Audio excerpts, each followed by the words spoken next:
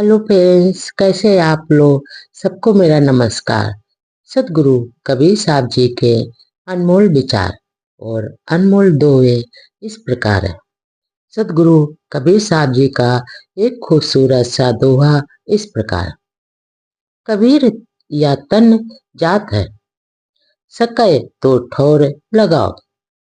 कै सेवा कर साधु के, कै गुरु के गुण गाओ। इसका अर्थ इस प्रकार है।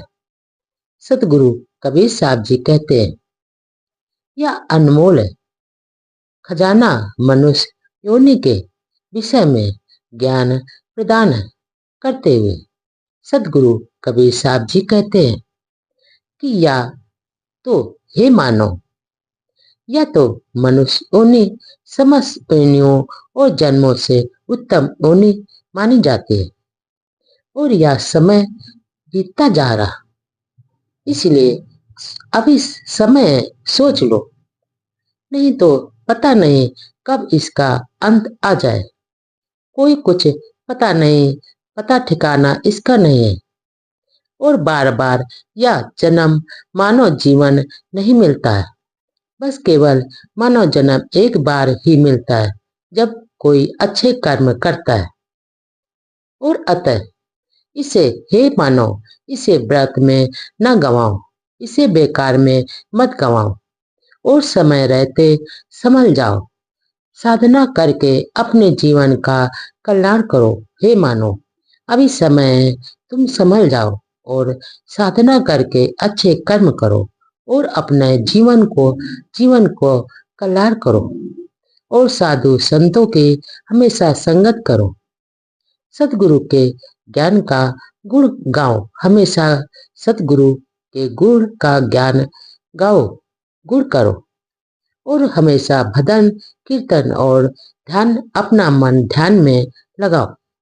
सतगुरु कबीर साहब जी का एक और खूबसूरत सा दोहा इस प्रकार।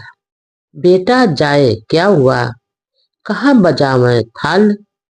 आवन जावन होए रहा, जो कीड़ी की नार। इसका अर्थ इस प्रकार। सतगुरु कबीर साहब जी कहते हैं, जब किसी के घर में पुत्र का जन्म होता है तो लोग उस घर के खुशियां मनाते हैं और ढोल बजवाते हैं। पर ऐसी खुशी किस लिए करते हैं। इस संसार में ऐसा आना जाना तो हमेशा लगा रहता है, जैसे चींटियों की कतार का आना जाना लगा रहता है, वैसे ही मनुष्य का आना जाना हमेशा लगा रहता है। पर ये लोग तो, पुत्र जब किसी के घर में उत्पन्न होता है तो लोग खुशियां मनाते हैं और अपने घर में ढोल बजवाते हैं। आगे सदगुरु कबीर साहब जी का एक और खूबसूरत सा दोहा इस प्रकार है। से कामे दीपक दशा, सीखे तेल निवास। कबीर हीरा संत जन, सजय सदा प्रकाश। इसका अर्थ इस प्रकार है। सदगुरु कबीर साहब जी कहते हैं, अगर विषय भोग में सदा इंसान लिप्त रहने वाले मनुष्यों की दशा जलते हुए उस दीपक के समान होती है, जो अपने आधार के रूप तेल को भी चूस लेता और जिससे वह जलता है। वह कबीरदास जी कहते हैं कि संत लोग उस हीरे के समान होते हैं, जिसका प्रकाश कभी क्षीण नहीं होता, जिसका प्रकाश कभी नहीं भंग होता, न क्षीण होता। वे अपने ज्ञान के प्रकाश से ऐसे जिज्ञासु जानने की इच्छा की करने वाले कि हृदय को प्रकाशित करते हैं। जो लोग इस सदगुरु के ज्ञान को जानते हैं, उसके हृदय को हमेशा प्रकाशित करते हैं। आगे सदगुरु कबीर साहब जी का एक और खूबसूरत सा दोहा इस प्रकार। मोह सलिल की धार में बह गए गहीर गंभीर, सूक्ष्म मछली सूरत है, चढ़ती उल्टी नीर। इसका अर्थ इस प्रकार।